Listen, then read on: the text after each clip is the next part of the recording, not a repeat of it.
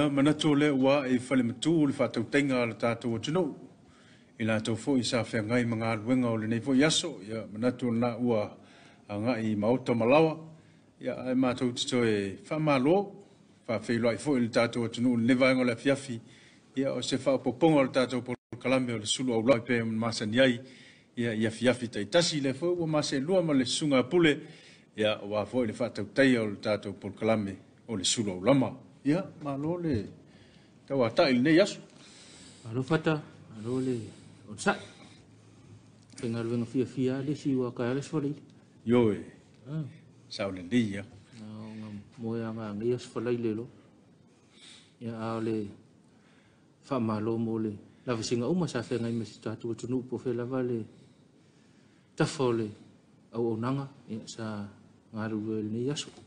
Muona whamalom whaftai tātou ranglanga o tū, o tātou porkalame. O tātou mtanga luenga ala manuia malepa. Pisinisi ma ala manuia malepa. Nei te ua misi se upu. O le tātou mtanga luenga o pisinisi ala manuia malepa. O le tātou whale o loa o le SOS. Ia whapea ia le langolango mai ia le papa. Ia manato le ua e whale matu le whatautenga ala tātou. Itasi. Lai whamalo e tātou langlau tui ngā ruanga whaatino le nei aso, le hoi le mea o mwhaivi ele li. Ia mai fwoi le malo si, ma mai le amanoa, ma mai le unwhile mu. Ia e whaafoi e tātou ngā ruanga le nei aso, al whamalo lawa ia al tātou porkalame. Ia mo si o tātou atunu, po o whea lawa le vaenga sa punoga nei aso. Ia, o le whamalo, i le ia i la tau sa whapea fwoi o ngā rurua i mta ngā ruanga le malo. Ia, me se foi o pisi nisi tuma oti o company, me se foi o pisi nisi tuma oti o company. Ia, o le alava lau ngā luenga sa whapea na e ngā lue ai. Ia, malo le on sai, malo foi le lau pale le nei aso. Ia, le alava u tātou o mai le si ui o wheau mga luenga. Ia, ai manatu lo manuia mea umai le anga le lei. Ia, me le lo fatausi o le tātou tapa au sili le langi. Fata mana e lau wha malo, ia o tanga ruenga le malo, te languna a mata mai lungo le au malo le malo. Sui au, ia o mai le kapeneta, ma le fono faitula fono le malo Samoa. Tamai tai pa le mia, ma le sui pa le mia. Ia o min star kapeneta, ia o le fono sura tunu, sunga o le fionga fono fitalai. Sui fong fitalai. Ya, se o mai lo el fa malo fatale na ye mo tanga luenga mal malo. Fa malo nga lue. Fa malo tau patin ni aso. Ya lem fa nga lo tatou po kalame ya isi au nanga. Ya. Ya. Le nga ta ya tatou le tau tua. Ya o ila tau sa nga il fa to anga, ila tau sa anga i le sami, le au tautai, ia o ila tau sa whaina ia tina, nei whale o loa, nei pisinisi, nei vaenga whapena, ila tau sa iei whaataunga, ile o mawhaifoi o na misi ila tau lo whenga i ma whaalawe whaale ainga.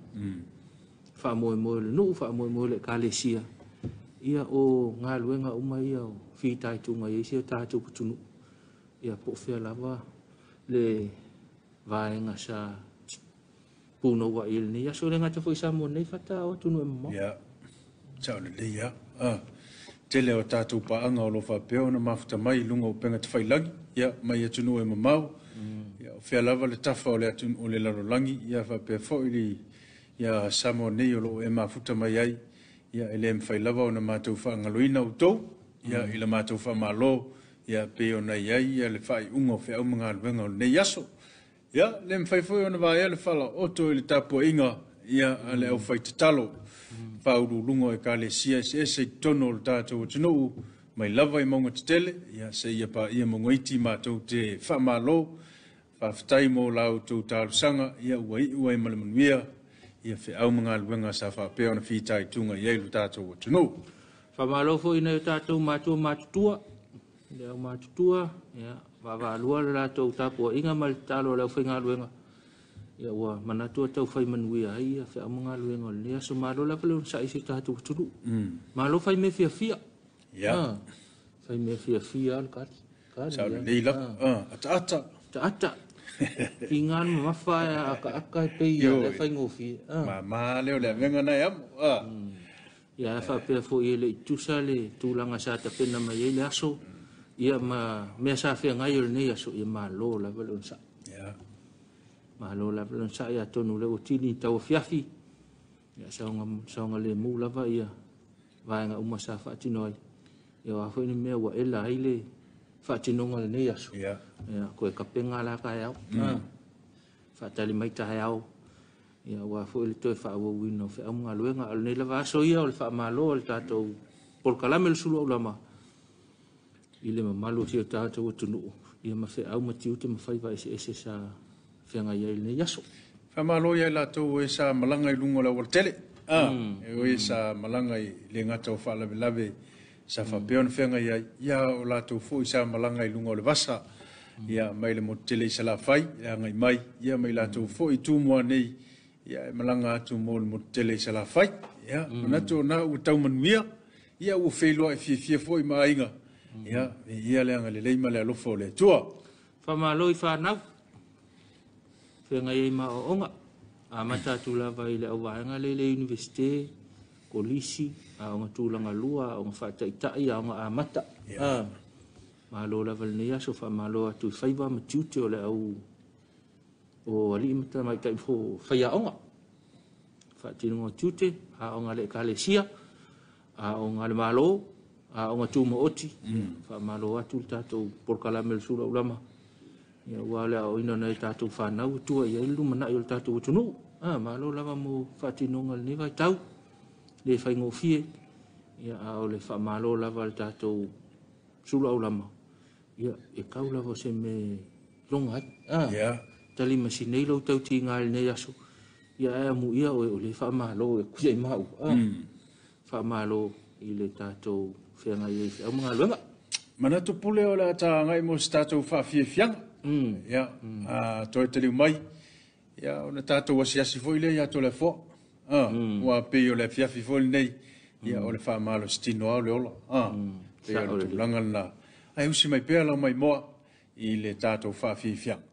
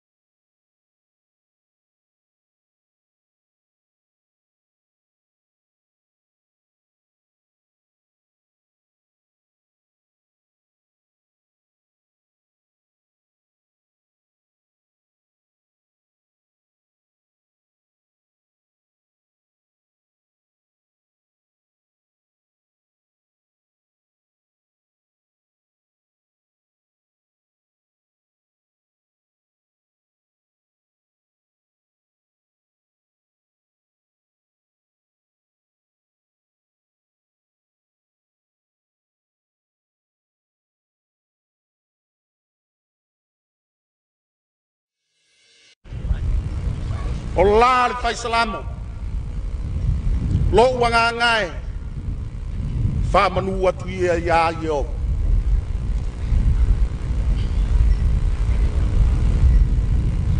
Aisha awa uatuta Afiafi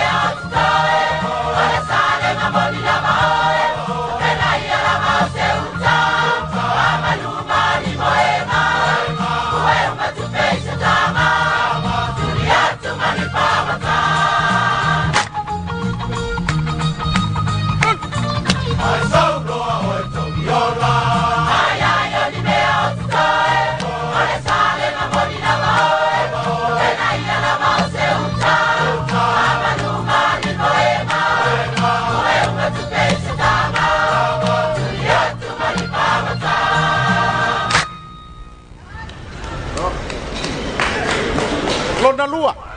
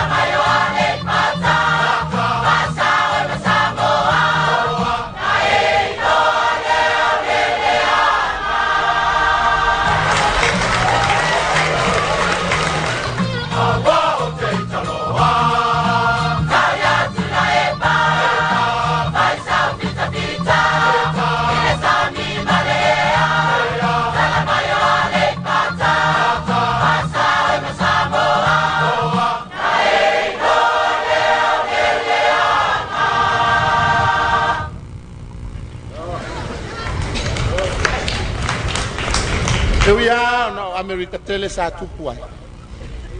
Tongiola fa fonga mai fo.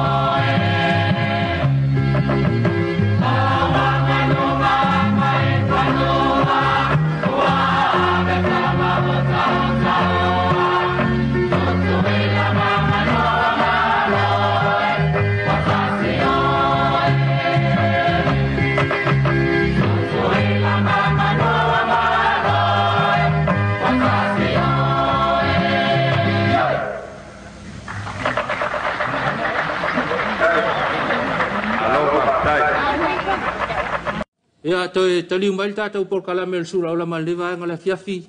Ya fa peto ama u mal tata por kalame pe a fai wa to ata nu le fale ya malol malanga. Malo foi ngalu. Tamo nei ma tunu e mau ya. Fa malo atu tata por kalame el Suluaulama e manatu. Ya o el time el tata por kalame el sa malo stino le ola. Ya. Ole unanga va alu al tata unanga fakasa. E fa perfio nga to le fo ma le tato fa le koleni o le Hims Fitness Center I vai vasetai fa manatu se tato tunu ia o le fa malostino le ma ngolo soifua so ani lo soifua le nei vai tau ele fa lo ngai na foi le matua ya mai ia le fa nau a tono foi se me alo fa nga le fa sino fa masani fa malostino matuane ya ia wa masani ola to ma fau le ola fa malostino ia mal tau ma falelei me ai lelei mo la to soifua maloloina fa malostino le ola ia me ai paleni o lo soifua ma lo tino paleni ia o lo tino mosi ia soifua umi usi mai lau fa fonga o le tatou por kalame o le fa malostino le ola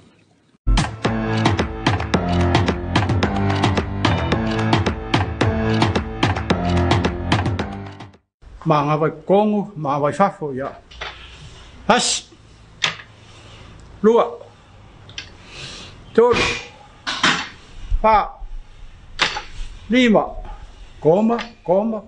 Ma kua foi ka fa sa fa peu vai. Pa kau ia stretch ku fa lei. Ya. Ko saungi. Mga vai kongo, mga vai fafo, ya mga vai kongo. Mga vai fafo. Mga vai kongo. Mga vai fafo, mga vai kongo, mga vai fafo, mga kongo, mga vai fafo. Lima, one more, kasi yung sai. Mampufoi ngo foi aku, very important, o exercise o le faku o le olo oe, ya.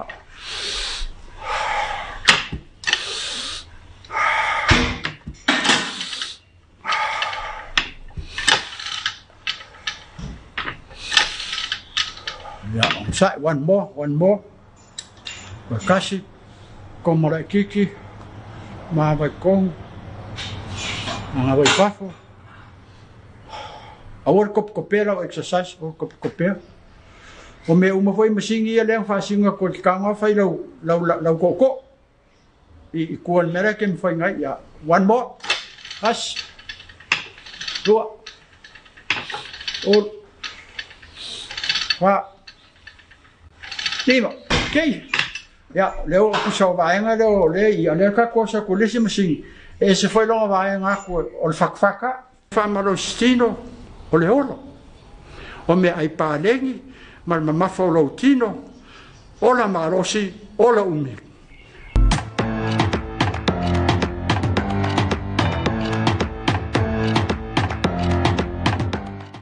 Ia o le tātou porkalamenga alfa malostino o le ola. Fa manatu fo ia. Nge ke wa ala kulota la yo la e. E sa fa ila lo fa tali longa singa le fiafi. Ia e awa. Ko ku kasi ai lunga e fa na fa ina lo fa fa le lo fa malostino. Ya. E sa wo lo le ia ta pen pena le fiafi. Ia ma fa tali ka to fa ngalo to fiafi. Wa mawhai ona whaatinoina le nei wha moe tāua. Ia, mai ona o le langolongo mai a le soifo maloloina. Ia, tawala mai le vaenga o le kanesa. Ia, whatasi ai ma le vaenga le AIDS Foundation. Ia, ma lesi TP. vaenga o le whatawhata vai. Ia, ila tau ia o whapea ona fisosoan mai. Ia, o mawhai ai ona whaatino le nei wha moe tāua. Ia, o le wha maro stino o le ola. Au ngā mo oe, e au ngā fui moa. Ia, wā fui le tātou sāwalinga o lo whai nei. Tau longo lava ia le tātou porkalame le Suluaulama. Ia, o lo saonga le mu i le mai a i whae mga luenga o lo toe. Tu vae se mai le whai ngā luenga e anga ia tu lo mo tama lo lao. Ia. Whao ngā ino lo tā vale. Whao ngā ino o whemalanga inga fwoi le lau tele i le pasi, ta vale lai titi. Ia pele te ma o fwoi lau lifi se isi o lau fwoi ngā luenga. Ia o nai vaenga ia tau longo i le saunga le mua le tātou tunu. Ia i kei ua koe wha le yang ngā le fiafi se. Tau longo lava ma tu ala lo atu le tātou porkalame le Suluaulama se i tau tua nālau saunga le mua i lau fwoi le fale. Tau ave wha i tete lau tā vale. Ia, vai fa ilo la o tele. Vai le vai mulmule tu le sta vale fa emo le mo li yafe ai li yafe ta vale. Nei vai nga fa pena o le alu le sa fa tapula o le o tele. Ia. Ia ma fa to lo ma fa ia nge ke ua e se me fa la ina. Ia ona e solia le o sa nga le mula o tele lungo le telva. O le tāua nei whalauloa ia me se foi o le whamanatu o le tātou porkalame o le Suluaulama. Mo i lātou o lo whapeo na whafoina tā vale. Ia waile ia se me mwhai le pasese. Pea whai e whatamala lau tā vale. O le ave tā vale a la ia ave i le whamamafa ina ia saunga le mū lau pasese o lo whapeo na ave. Ia wa a whapeo ena ia vel tā vale. Ia o lo to lua o lo whanau. Ia o lo pasese na. Ia whapeo na sefe ona o le lei o lo whafoina. Ia mai lava i neil taulanga nga i nofuanga po fia lava nga i ai. Ia tautua nā le saunga le mū. E le ngata fui laile. Ia me se foi o pasi. La tau o lo whafoina pasi. Ia to tele pasi mal pasese. To tele pasese. Ia e te tau na saunga le mū la tau uma. Ia o le whātuatuanga o loo iau au. Manai whātuanga whata. O le whailele o le aua le whaia le telefoni au avel tā vale. Ia. O le talia lau telefoni pe a kūr kankale o ka whaitali telefoni. Ia e whātuatua pelo ma whau le tau aveina o le tā vale. Ia a kakangi fwoi na o oe. Ia se i e o le whale o na siaki le po oile na wala watu. Ioi. O te pole, e sia ke kwa telefoni la il tangata na wala watu. Sauri ia. Koe wala ula ia. Ia o nai vaenga na mo le whaifu spau. Tātou tono le taavale, le van, ia o le sipi, o le ale taavale. Ia whaifu spau, whaifu spau. Ia man pui asi o tātou atunuu, ia. Tātou fo i o lo ilunga o pasi. ia tautu na ne le soifua le saonga le mulau tele ia mo le silfia tunu e le pasi le mo ko ikumua ona le malanga muli le pasi misi lo le pasi le ia le o matatou itua ia e mo foi lon sai malav pali ia tatou fia o mai ainga nei te fo ia se si wai tau tumu tele le pasi o le ngalo se oso i la tau fo i o le amana pa ia wa pio na itala na sa fai na po ia toi fa manatu ni tai au le ungal duela ia nga yuta ia wana ngalo misi oso pe e fo i me le fiafi ia wa toi nga aso nei la so lulu stofia sfali ia wa so tup so tupu ma ile fangu vai la au le mana mia mai tua ia sa le ia so ani le lafo le uso ia po ma ole muli wilo le uso tai mo le lama le po le mana ia na ke wangalo ia mo masesi oso mana ia sesi oso mana ia fa tali mai le uso le tua sa fe ngai mo ka manga lu ngol ni yaso sila tuto ai no fanga ia lo fa tino ia nga luenga i lungo la tele ia pe ile singa luenga tele lo fa pe ona fanga ia i le tule na ia se tautu na ila tu lo malanga tu nga i malai va lele ia mai la tu fu i malanga nga i tuai fa le la tai no fanga mauna ia se tautu na ave mal fa i tete lo sa ia ma va i to le lungo la tele mana tu fata ia o lewa tu la lata il tatou ia ta penanga mo le sauringa lotu le fiafi ia o tatou tofi o tatou fainga lotu ia o le sunga i le fafengainga ia to lua perese mai le fakasa i sapunawa tatou tofi le fiafi ia ta pena mai ia se fainga taulanga mo le tatou tunu ia wa fo il tatou Tapuaiga Afiafi ai ole ase e tu tatou ofisa tu nai fa fia nga fa lenganga fa pe fo ia nai fa fia nga fa evangelia al fa nau ia te penai ia tatou loto ma fa manganga ia wa fo ile musu mai ole le ngang pa ia mal fa mana tu mai ole tal le li ia la il tatou fa nga loto le Afiafi manu tele nau fa fonga ile tatou Tapuaiga o le Afiafi ia tatou toi feilo ai ia pe amae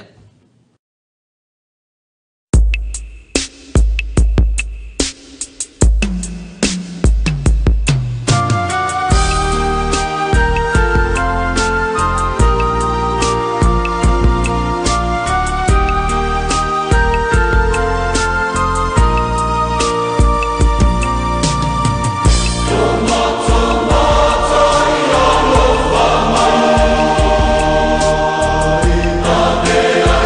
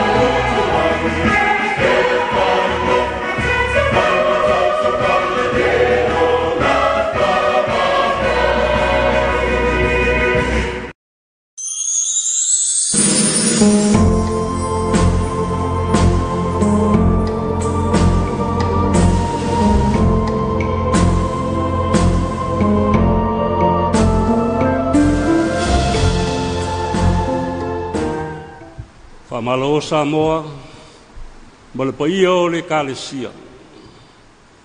Le on sai ma le whatotoa i le nei aso i yala o whiau ma wala wina.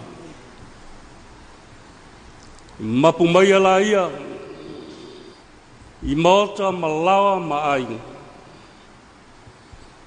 Sei o tātou o atu i le atua, e ala i le Tapuaiga. O le tātou tāpoi atu i le atua. Se o tātou te talo mo le ngang pa ia.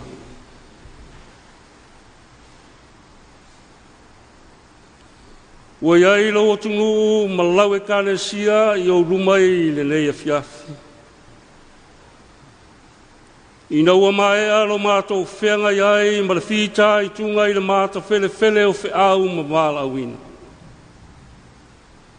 Ma ua whai o manuia ma whai longa o le mautinoa o lo awai mai ma lo ma futa mai.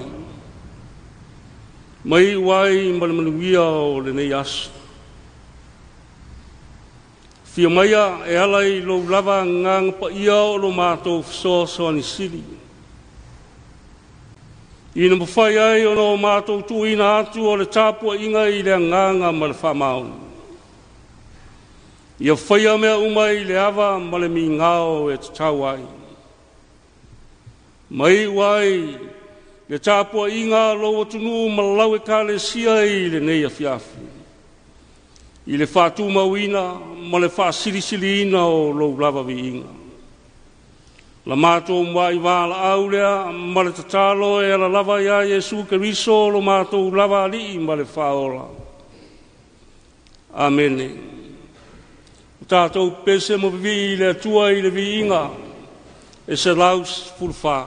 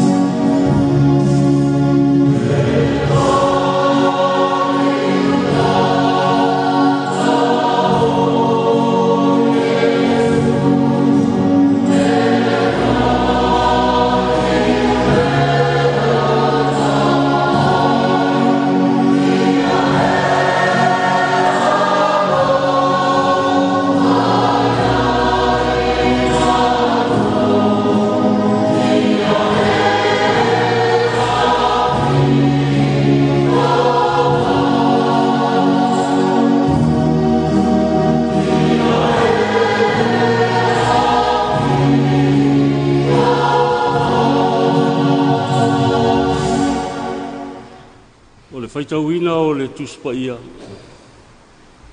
Tusfifilia o le nei aso e tusai ma le whasinonga le tuswhaitau aso o le kalesia. Maua mai le tusia iopu I lona mta upo e ono. Ai au te whaitauina, le whai upo e valu se e whangata mai le whai upo e fulmaltolu. Iopu I lona mta upo e ono. Whaitauina, le whai upo e valu se e whangata mai I le whai upo e fulmaltolu. O le whetalai mai o le atua e ala inisi o ana Afiong paia. E ana mauala mea na o whaatonga iai. Ana foa ina mai foi e le atua le mea na o unau iai. Ia whina ngalo le atua e tu I momomo ia tea. Ia tu mai e ia lona ao ma vavae e se ina. O nei iai pe lea sina o whaam talaloto. O te oli foi le tinga. O wā na te whaasauina. O wā sa o le nā tia fionga le paia. Po lea ea lo malosi. O te wha moe ai I se mea. Po lea foi lo I unga. O te wha totoa I pea. O le malosi o maa o lo malosi e lea. O lo tino o le apa ma mea e lea. O we e le ai so fesoasoani ia te aulama. Ua sola e se foi ia te au le whaolatanga.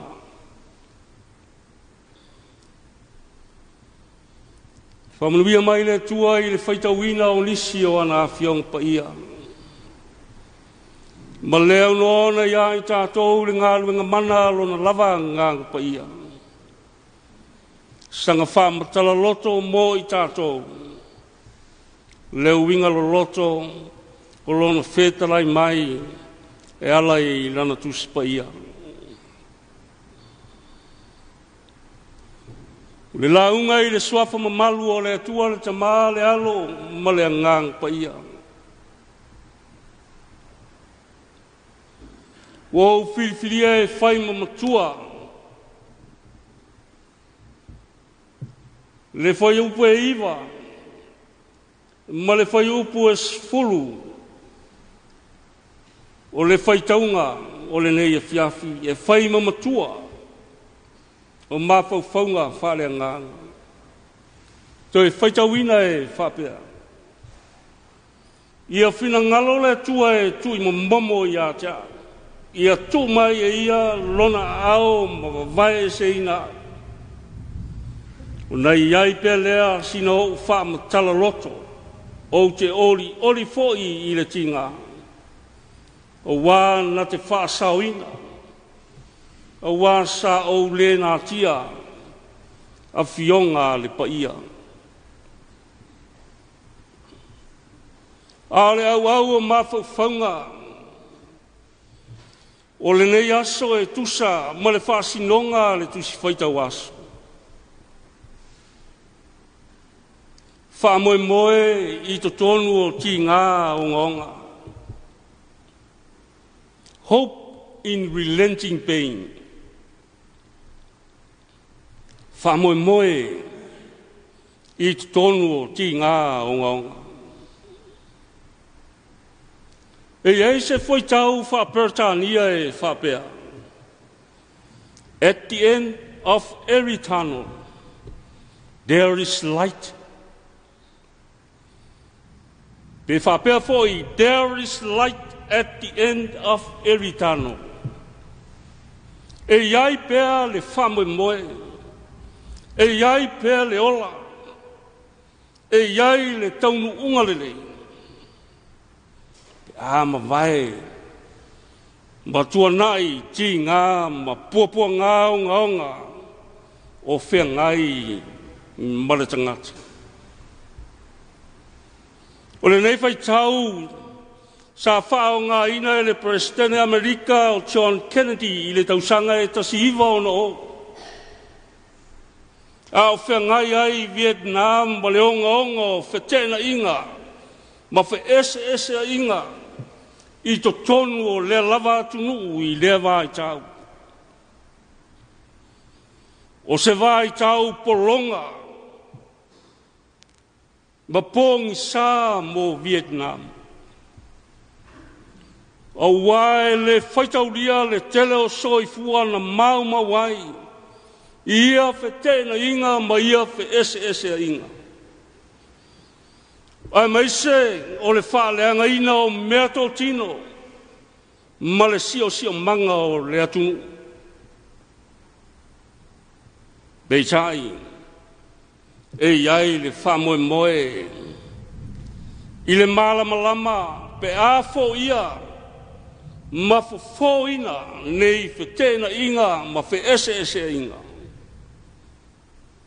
Toi fo I tangata I leo langa file mu ma le saolotu. Ua fo linga tutusa lea fo I tau ma le au ma faunga whale nganga o le nei fo yaso. Whamoe I tutonu o ti ngā o ngonga. O ti ngā e wheso tai ma le tino ma le mawhau.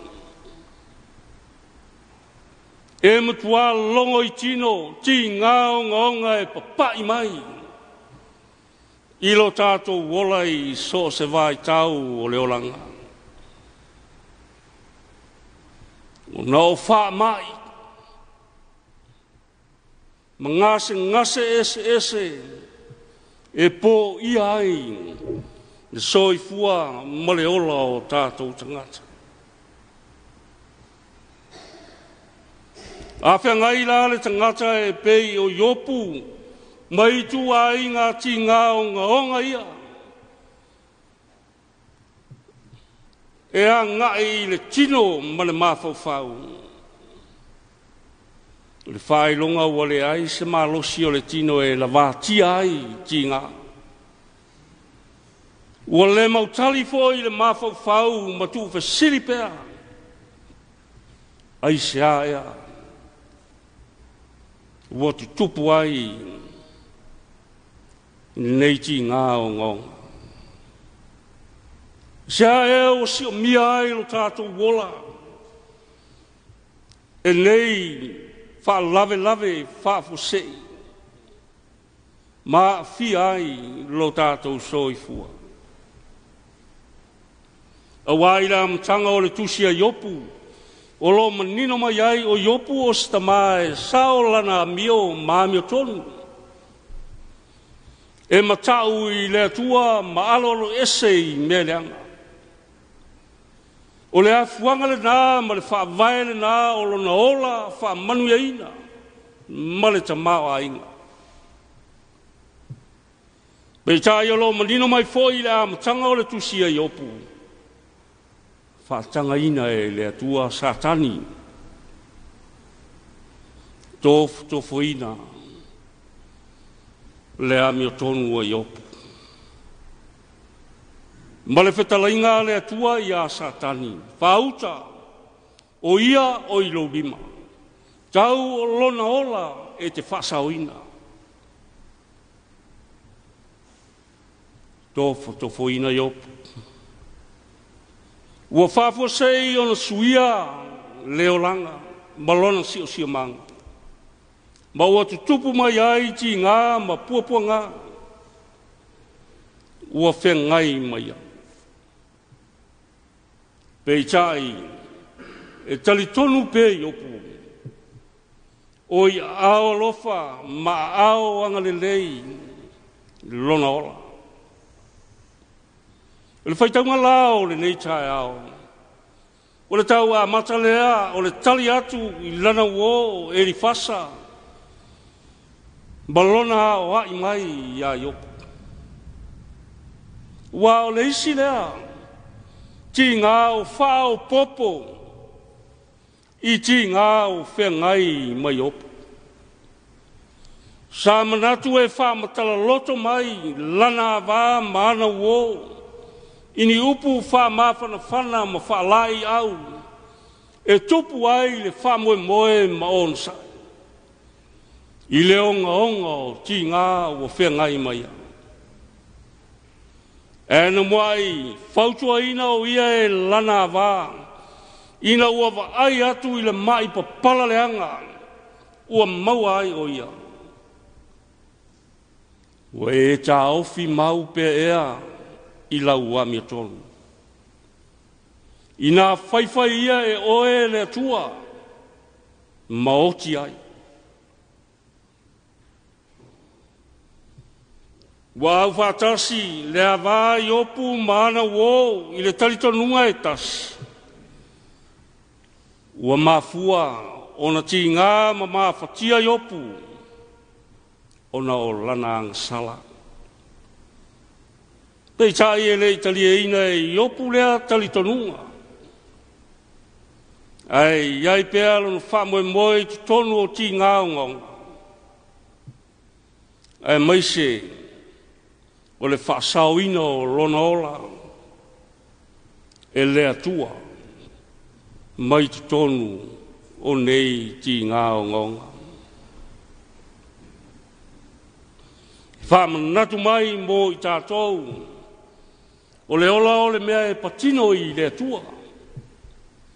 E ui ai ina fōlinga mai i le whaitaunga o le nei Afiafi, ai maise o le matua, ua tau pule i opu le ola le atua, po ua manao i opu e siri ai le oti.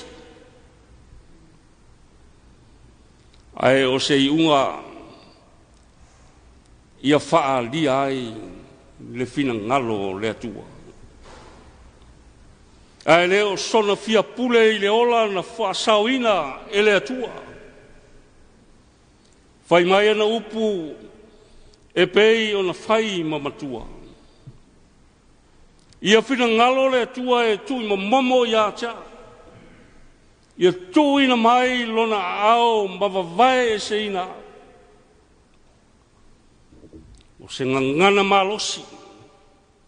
Ua whaama ite ina e le mawhau whau wa le mautonu. Ma le tino wa le ai se malosi. E tupu ai pēa le whamoe moe. Tonu o ti ngā onga onga. Ai a whai lava, o le taunu unga leo lona ola abi o tonu male matau i le tua. O nei ai pēa lea, sina o whaam talalota. Oli fōi. I le ti ngā au wā na te whasau ina. Wā sa au le nā tia a fionga le paia. O le whaia o le whina ngalo le atua i lo soi fua. Maro tātou wala.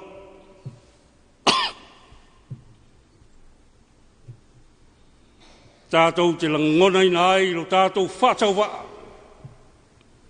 Malo tātou le ato toa i lumba o le tua. E a whengai tātou mati ngā o ngonga. E a whai o le wha linga leo le haimia tonu o le tua i lona ola ua whasauina. Ma ua matua militino mati ngā o ngonga o le ola. Na oli lea i ona ti ngā uma. Wae whasauina o ia i lana amia tonu, le matau i le tua. Matu mau i le alolo ese i mea leanga uma. O lea foi na tautala ai Yesu i ana upu wha amuia. Amuia o tou. Pe ala tou upu leanga. Ma whasau wā i a tau tou. Ma lato tua ina pe pela o tou i mea leanga o malawa ona oa. Iau tou oli ma fia lava. O wā o i le langi lo o tou tali tau i e tele. Samoa e malau whaafonga Tapuaiga le kale sia i le nei Afiafi. O le whiau whaamanatu lea. O le tala le lei mō i tātou. A o le masino. Le sio mea peao i tātou. E le mata fele fele o ti ngā onga onga ma puapua ngā. O Afiafi ai lo tātou soi fua. Tā ua le whaamanatu mai. E le tuspa ia o le tala i a iopa. Le tangata e ui na onga onga. Ti ngā na whengai maia. Ae na tū maupea. Tū maupea. Ina ia whaia le whina ngalo le atua. Ae aua lava. Aua lava o lona loto. Whape ina fo ilo tātou wali i o Jesu Keriso. Ina ua ia langona ina e peise i o tu lafo ina o ia. Ile onga o ti ngā ma whengai ma ia i lunga o le sātaulo. Langona o le tu lafo ina na ia langa ai. E pei foi o upua i opu. Lou tamae. Aisea, wa e tu la whai mai ai i atea. E o lava i leri. Na ia matuala ngona ina. Bleonga onga o ti ngā. Na whengai ma ia i o na teimi murimuri.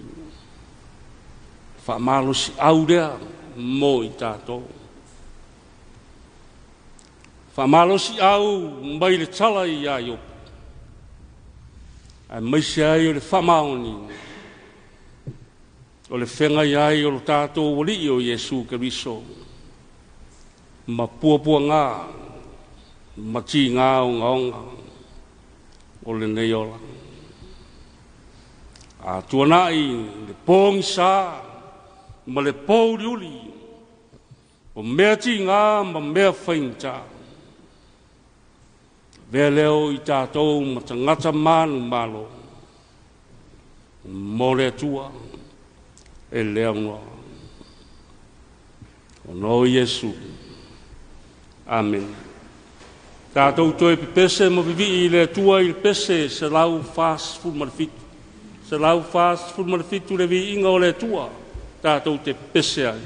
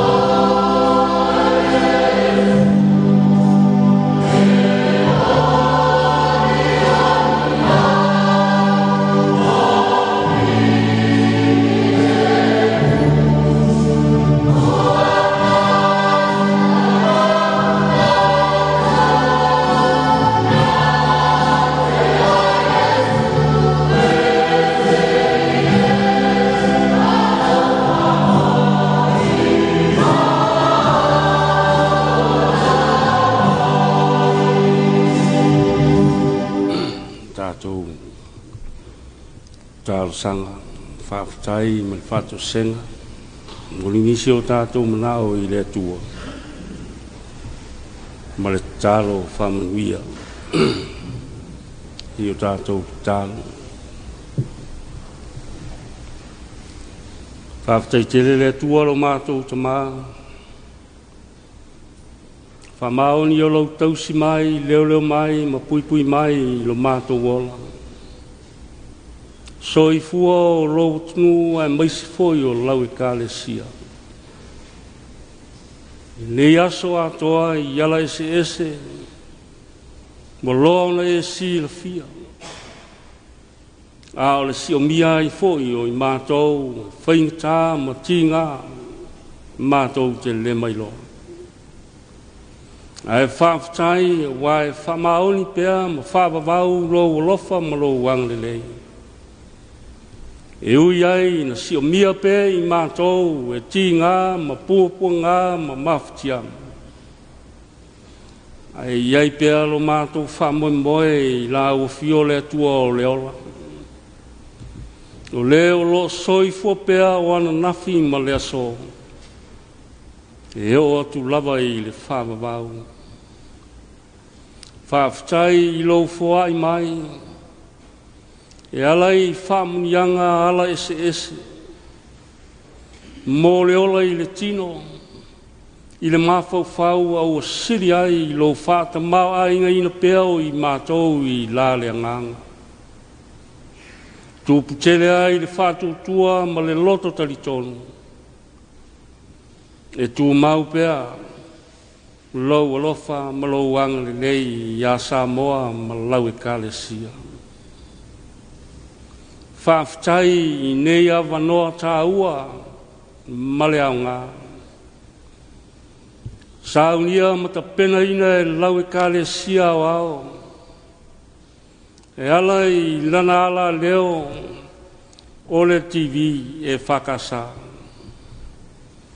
Whai ai mātou, mamoni mau o le tala le lei, mōlo o tunu, ma lau kālesia I le nei aso.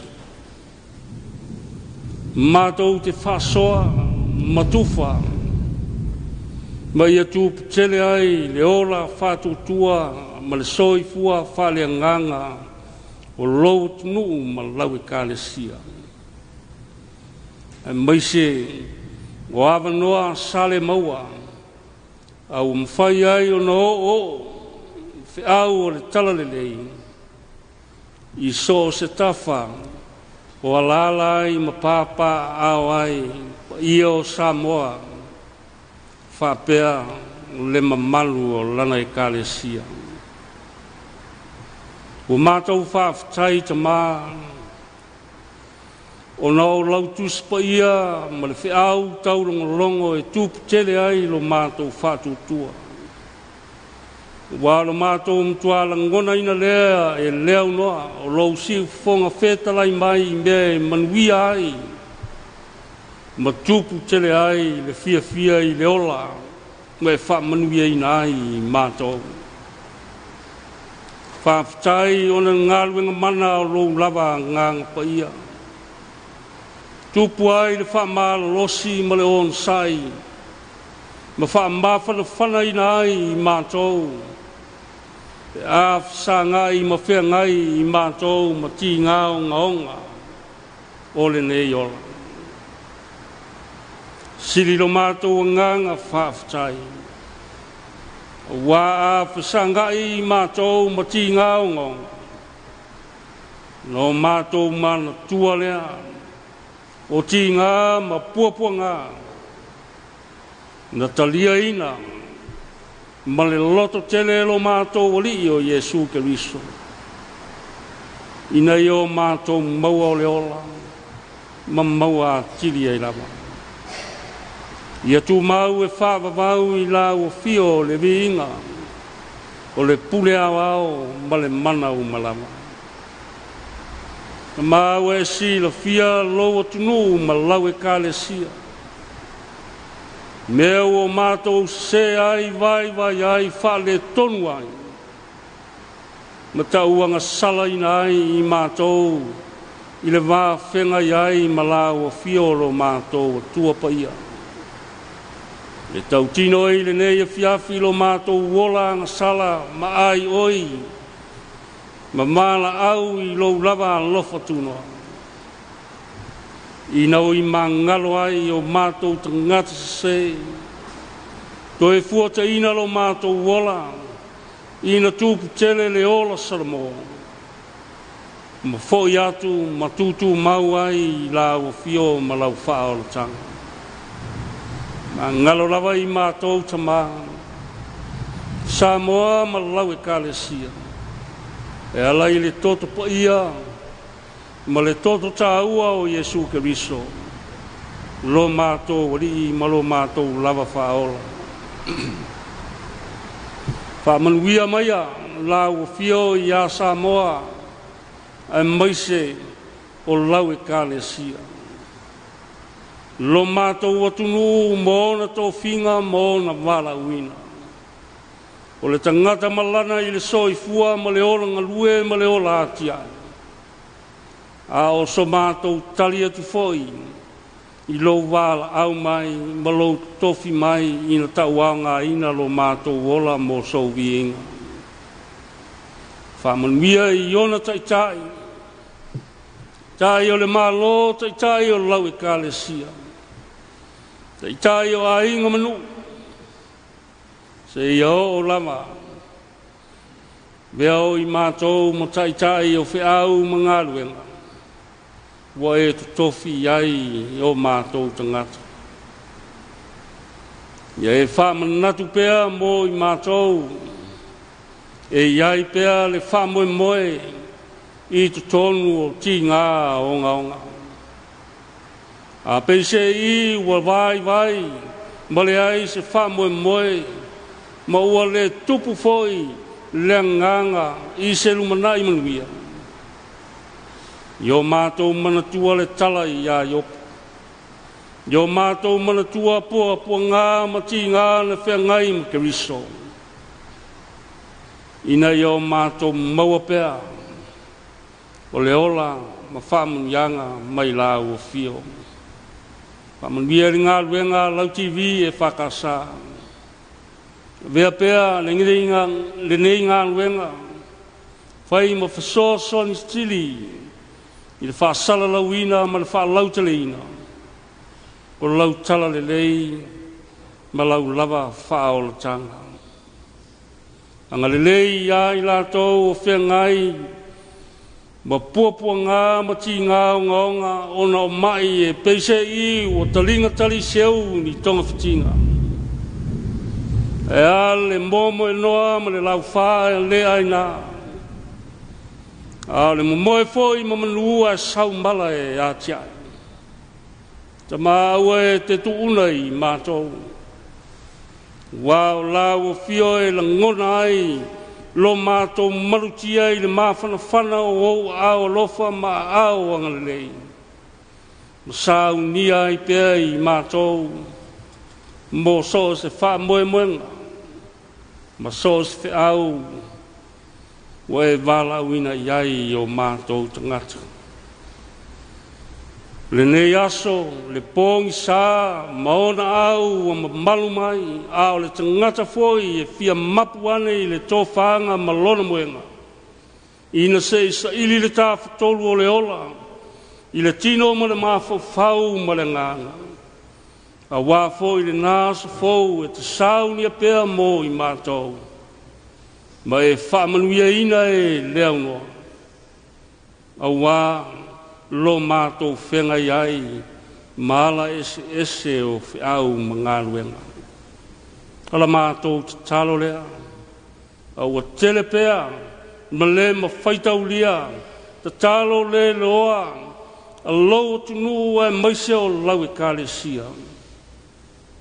Mātou te talo aua lava nei whaia o mātou loto. Ia whalia i a Samoa ma lau e kālesia. Lo o lofa o siri ese, ma muti vale mo i mātou uma. Wala mātou te talo lea, Ala lava ia Yesu ke riso lo mātou li ma le whaola. A le manuia ma le file mua la o fio le tua lo mātou ta mā. Ia I lunga leo Samoa ma lau e kalesia. Ia whapea ina foi lo alofa muti vale. Ia I mātou pea e leo noa. Ma ia mā futa ina foi mātou e le mana. Ma le mā whanawhana o lo lava nganga paia. A mata atu nei se iau I le whawawau lava. Amen.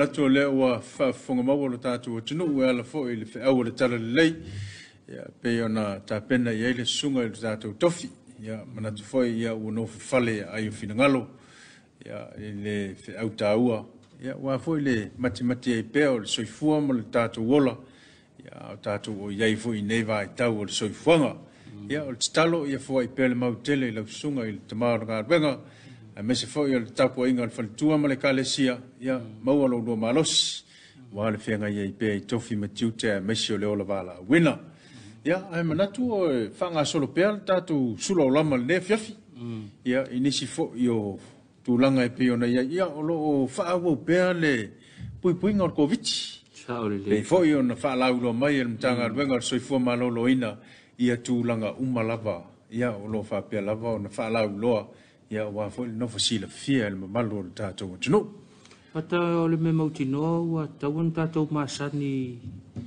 ile telefonga ata wa ina o lo telefonga ia le ngata ilea o le no fo va pe fa pe tanga ilo no fo faitele ia le ngata fo ilea o le fafano te tafio a au ia le awa maua le kele vaila au fo ie vave whaonga mo le soifo malolo ina lau tele o tātou. Nei vaenga ia peo na whamanatu mai peo soifo malolo ina. Ina ia maua peo si o tātou o tunu le soifo malolo ina le. Kautuanga mana ia le mai ia awa e maua lo ia ungol fulu. Nga ilo e whailau siaki ia pe tele o maua le siamo le Komiti. Ia ma vail fo mai.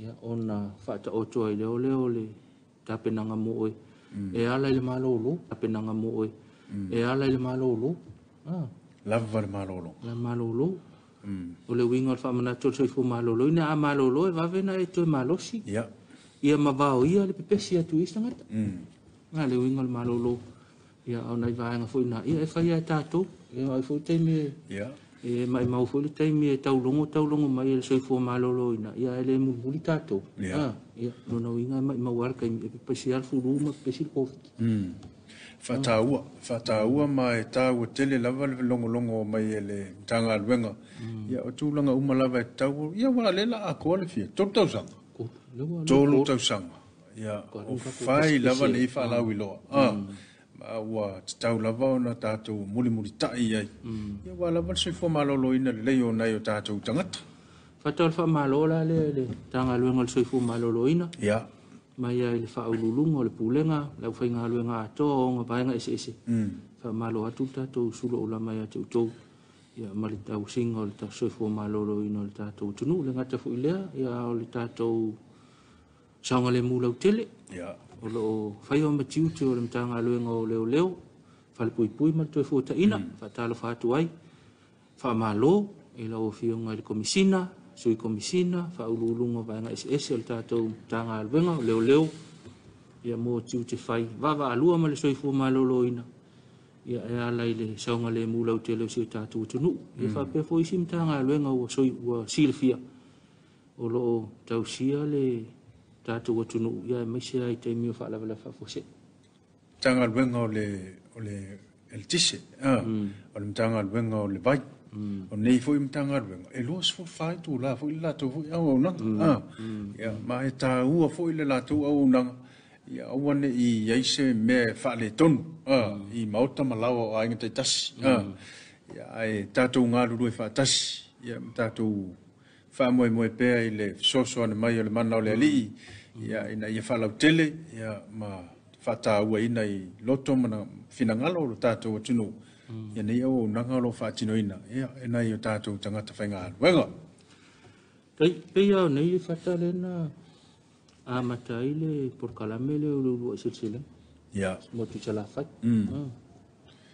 le tu malo le o le tu salenga po palaudia le a mataile ulu wa silsilenga ia wale o to faia fo le no le o faio le tu malo ato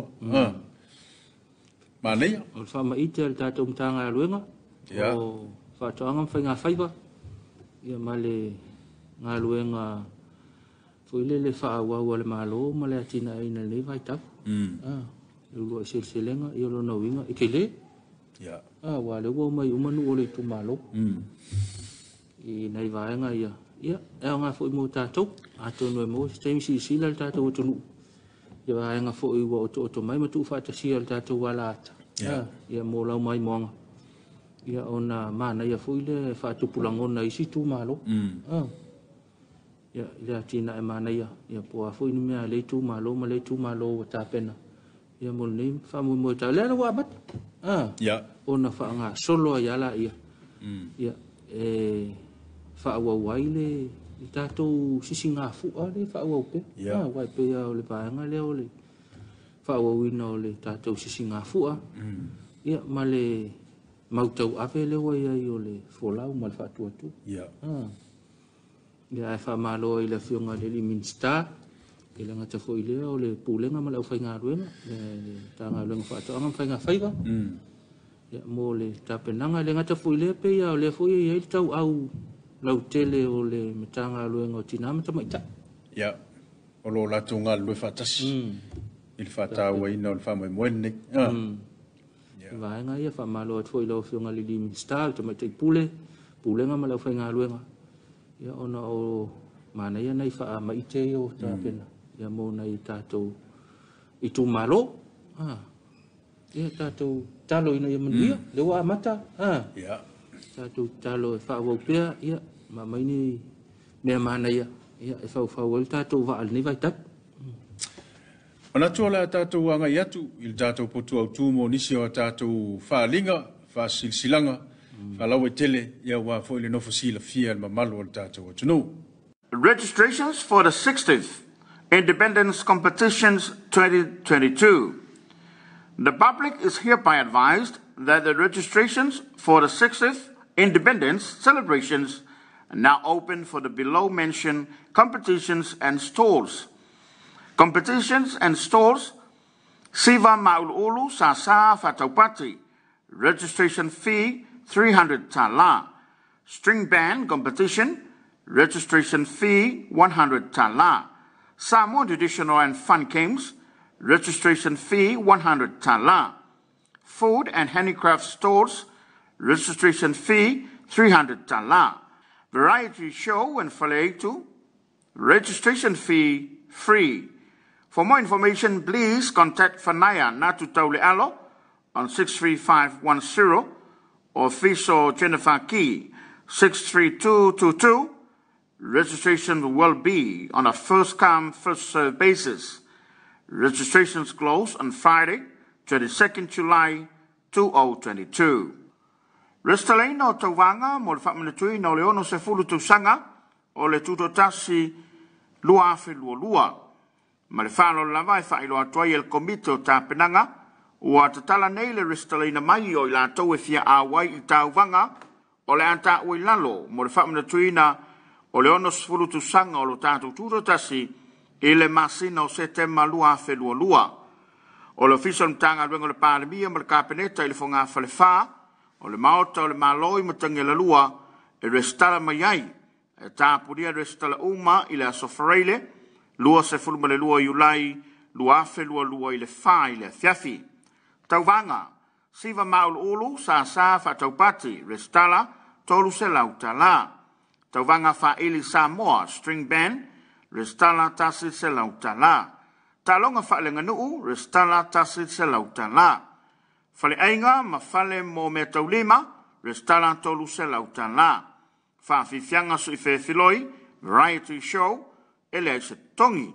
Mo nisi whaamtalanga whaafsota i mai whanaya, natu tauli alo, ono tolima te si o, po fiso Jennifer Key, ono tolu lua, o le a ave lava le wha mua i lan tau e mua na restala mai.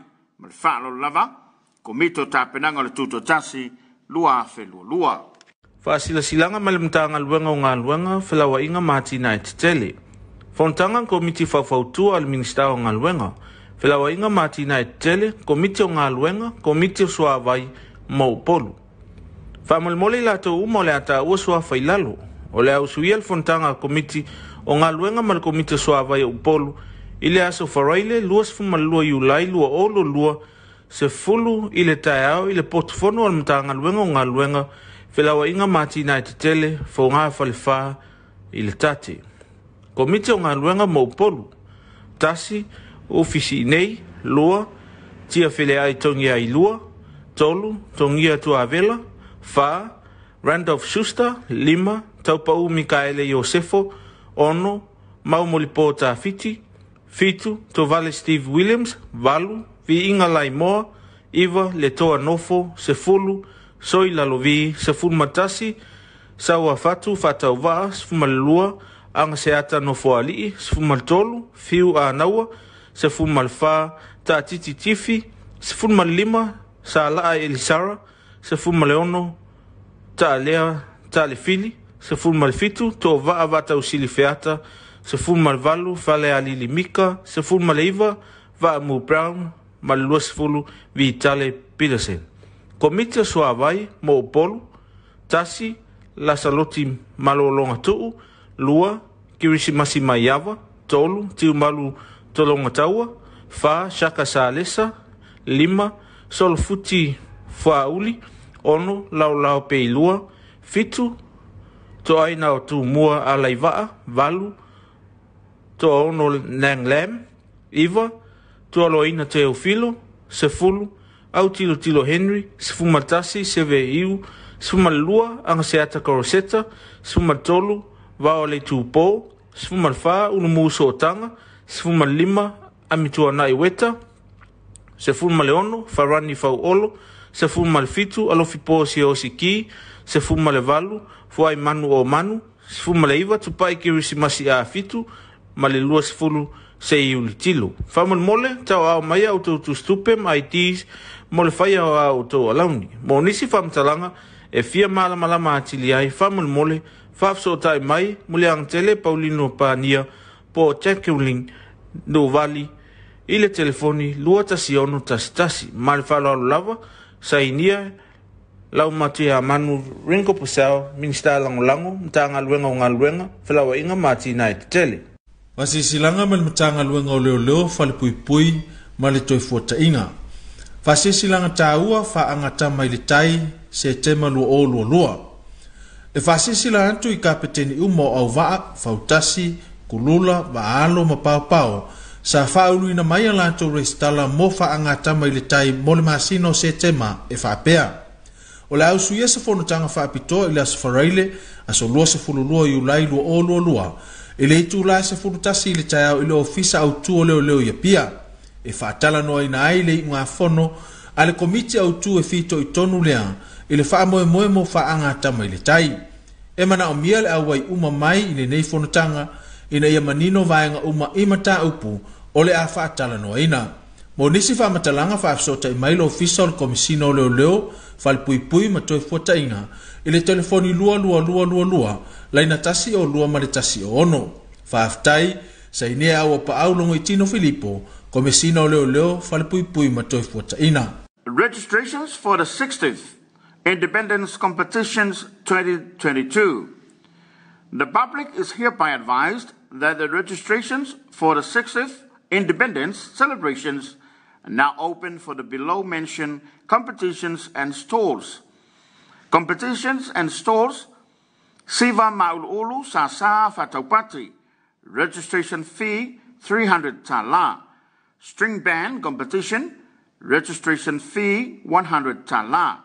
Samoa traditional and fun games, registration fee 100 tala. Food and handicraft stores, registration fee 300 tala. Variety show and faletu, registration fee free.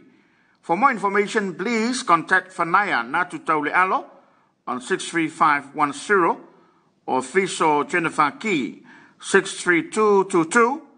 Registration will be on a first-come, first-served basis. Registrations close on Friday, 22nd July 2022. Restalei no tauanga mo le whaamanatui no leono se fulu tausanga o le tutotasi lua afe lua. Ma le whaalo lava e whaelo atuai el komite o tāpenanga ua tatala nei le restalei na mai o i la tau e fia awai i tāuwanga o le anta ui lalo mo le whaamanatui na o le ono sfulu tu sanga o lo tātou tūro tasi i le masina o se te malua fe lua lua. O le official mtanga luenga le pāremia ma le kāpeneta i le fonga whale whā, o le maota o le maloi matangi la lua e restala mai ai, e tāpuria restala uma i le asofareile, lua se fulma le lua iulai, lua fe lua lua i le whā i le Afiafi. Tauvanga, siva maul ulu sa whataupati, restala, tolu se lauta la. Tauvanga fa ili Samoa, string band, restala tasi se lauta la. Talonga fa le nganuu, restala tasi se lauta la. Fale ainga ma fale mo me taulima, restala tolu se lauta la. Fa fifianga su ife filoi, variety show, ele se tongi. Moni se fa mtalanga fa so ta mai fanaya natu tauli alo, ono tolima tasi o, po ofiso Jennifer Ki ono tolu lua, o le ave lava le wha mua i lantou e mua na restala mai. Ma le wha lo lava, komito tāpenanga le tuto tasi, lua afe lua. Wasisilanga ma le matanga luenga o leo whale pui ma le toi fuata inga. Wasisilanga tāua wha angata mai le tai se tema lua. E wasisilanga antu i kapeteni umo au waa, fautasi, kulula, waalo ma pao, sa whaulu ina mai ala tau restala mo wha angata mai le tai mo le masino se tema e whapea. O le ausu ia se whanutanga whapito i le asfareile aso lua se fululua i ulai lua. E le itu la se fulutasi i le tai au i le ofisa au tuo leo ia pia. E whaatala noa ina ai le inga whono a le komiti au tu e fito i tonu lea i le wha moe mo wha angata mai le tai. E mana o mia le awai uma mai i le nei whanutanga ina ia manino vaenga uma imata upu o le a whaatala noa ina. Mo nisi wha matalanga wha afsota i mailo official komisino leo whal pui ma toi fuata inga i le telefoni lua laina tasi o lua ma le tasi o ono. Wha aftai sa inea awa pa au longo i Tino Filipo komisino leo whal pui ma toi fuata ina. Toi e taliu mai tātou Suluaulama lewa ngala Afiafi o nai whasaralaunga ma whalinga whalau i tele. Ia nau tu inatu mo le silifia le tātou atunu ia mwhaiona ma aua le tātou porkalame lewa ngala Afiafi. Ia o le whauawina o le au nanga le whakasa TV o televisia loa ainga le Afiafi tālei tu lai fitu o le tātou Samoa taulongolongo pe o na masini ai. A whale fitu ia o tale vai whanua le TV fitu pa anga alau e whakasa TV ma le televisia Australia. Ia o na tapena mai i lole o le tātou porkalame masani o le astofi. Ni sunga whaifia au ia kana ma le sunga ia se mau. O le tātou porkalama au ale aini umarili. Fo le ati na e peo na silifia le tātou tunuu. O le soani mai. Ina i whaama ite ma whaatupu manatu i sio tātou ai maise lava le tupulanga talavou. Le tāu o leo la tia. Ia e ala i whaatu anga maso se mea la. Ia o na tālea a whale tu la iwa. O le tātou porkalame o le mai le alata Australia. O le McLeod Stota. Mai ato ela o nanga i tātou atati whanga o tāpena ato le tātou o nanga. Ia mo le nei tu la Afiafi. A te manatu o le tātou, o le siwila o le tātou porkalame le nei Afiafi. Malo lava mafri mai le tātou porkalame. Ia wha malo fo i whai mea Afiafi le nei asu. Taulong fo ia wha pewe se mea ua tātou ilo, tātou vai ai. Tātou talo i le li, o sisila le tātou whatamala. Tātou moe mawhau ia te ia. Ia tātou al whail tae au mua. Ia koe whaatino ngā luenga. Ia e pe ona malau ina ilo tō soi fōma so maola vai. Manu e tele whaasau saunga al tātou tunu uli ni tūra Afiafi. Ia, o le taulunga na tātou porklame o le Suluaulama le newa ainga le Afiafi e moli le nganga whaafitai. Ia, i le taliaina pēo mātangata i maota malawa. O le avoi sa mātou wanga ua pāo papa i lau whaafonga. Ia, maalua vei whale lo whina ngalo, matua ina e ngalo ai fo iso mātou whale tonu. Ia, tātou toi wheiloa i le tūlai 5, i le Afiafi a tai au. Ia, manu ia tele le nei Afiafi, whai ngā malo longa lo tātou atunu, tō whāsoifua.